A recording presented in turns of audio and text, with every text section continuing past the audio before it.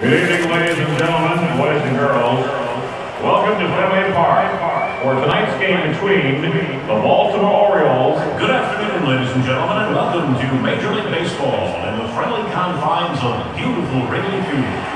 Now have your pencil and scorecard. As your Central Division champion Minnesota Twins host next Kansas City Royals. And welcome to Tiger Stadium for tonight's game between the Detroit Tigers. And welcome to Cleveland Stadium for today's game between the visiting to Milwaukee County Stadium. And tonight's game between the Milwaukee Brewers. Welcome to Memorial Stadium for today's game. When I was younger, my dad and I would come up here every year, and one of our things was when I knew when we got up the escalator and through the ticket line, and we were on the floor, was when I saw this thing in the Honus Wagner locker. I always thought, it was one of the coolest things I've seen, and as I've gotten older, I've grown to appreciate the player who is Honus Wagner and the history behind it. But when I was little, I just knew it was the starting point. So it's kind of special. It's kind of grown more special to me over the years, and since I've been working here, it's one of my favorite things to point out.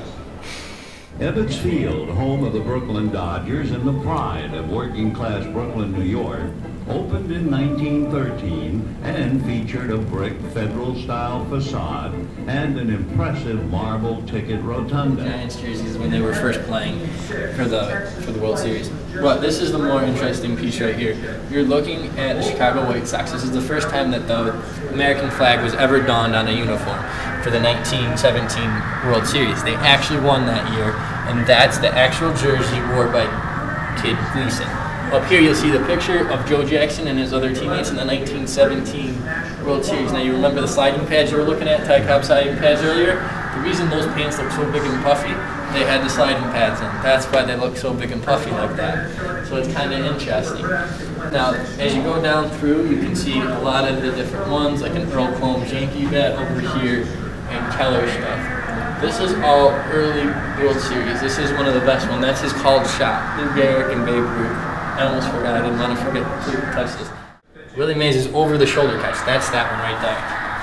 And then, of course, this is our crowning thing we took 207 artifacts, I believe. That number may not be completely accurate, but in that neighborhood, took them from the current floor and brought them up here to tell the story of the records, because how important the records are to the people and to everyone. And this is one of the main things that we love to show off here. This is our most up-to-date, interactive, and worked on exhibit that we've had in a long time.